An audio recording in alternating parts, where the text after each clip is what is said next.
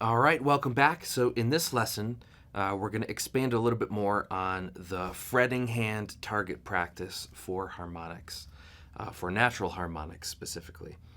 The most important things we talked about is making sure that you are right above the fret bar, and that as soon as you strike the note, you find a way to leave the string, right? In some way, because the longer you press or stay there, it's just going to mute the note that you worked so hard to get ringing out.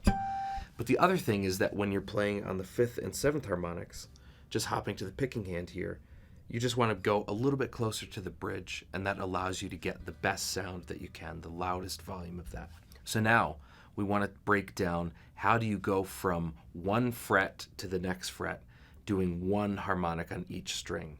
So for example, if I'm going to play the 5th fret here, right, and then I want to actually play the 7th fret so that they're both ringing out at the same time, what's really important, and this is kind of a universal thing that will come up with your fretting hand over and over and over again, making sure that you position the finger in a way that doesn't mute the surrounding ringing strings.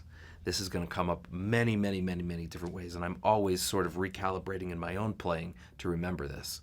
Don't just reach for the note and not think about what other parts of your finger are touching the surrounding strings. Think about reaching above the other strings and coming down on top of the note like this. The reason why you don't want, right, so they're not ringing, you want this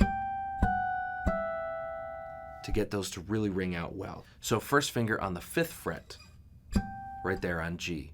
And then you can use different fingers. I tend to really like to hop back and forth when I'm doing individual harmonics between index and pinky, only because I just feel like it's easier to keep them spaced out and not bump into the other ringing strings, but find what is comfortable for you.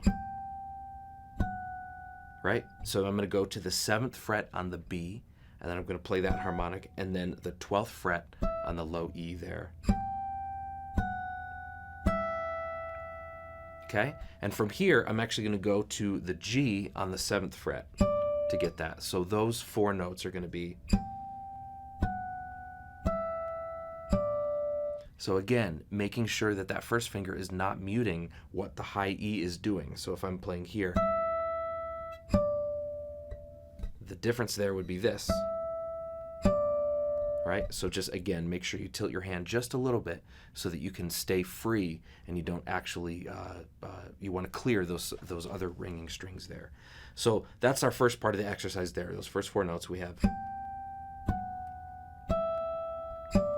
Okay, now we're going to go down here to the 12th fret, then back to 7 on the D, and then on the 12th fret on the G, and 12th fret on the D as well. So we have.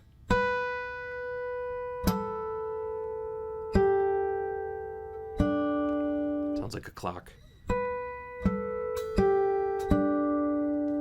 And then we're going to go back up from there. We're going to do the 7th fret on the A string. So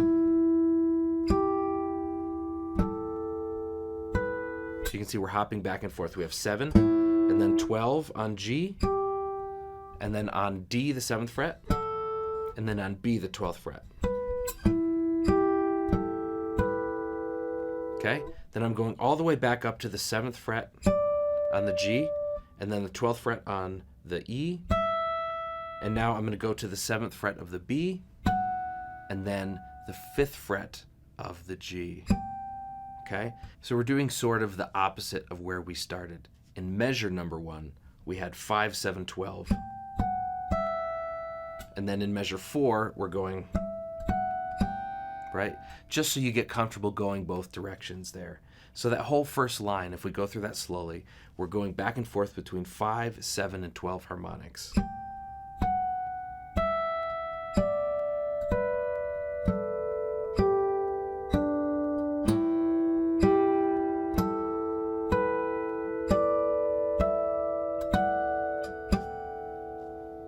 And again, this one, if that feels like it's not ringing out, double check 2 things. Remember, am I picking closer to the bridge?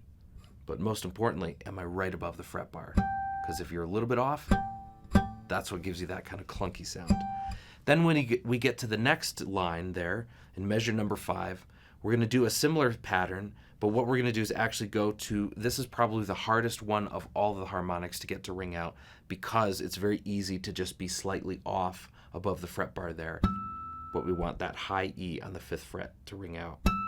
And then we're going back to where we did before, 7, 12, 7, 12, 7, 12, 12. And then we do the same thing that we did on the previous line. And now here is just kind of a fun thing to actually get some more chordal type sounds with these harmonics, is you're going to go from the 7th fret on the G, and then use your 3rd and 4th down here to put your 3rd finger for the 12th fret harmonic on the G, your pinky for the 12th fret harmonic on the E, and then use index and ring to grab those. And then I'm going to do the same thing on the 7th fret on the D and B strings now. And then end like that. So that sounds like this.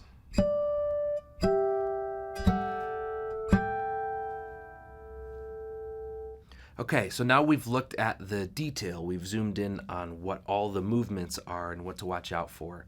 Let's head into the practice session where we can play that together to a click.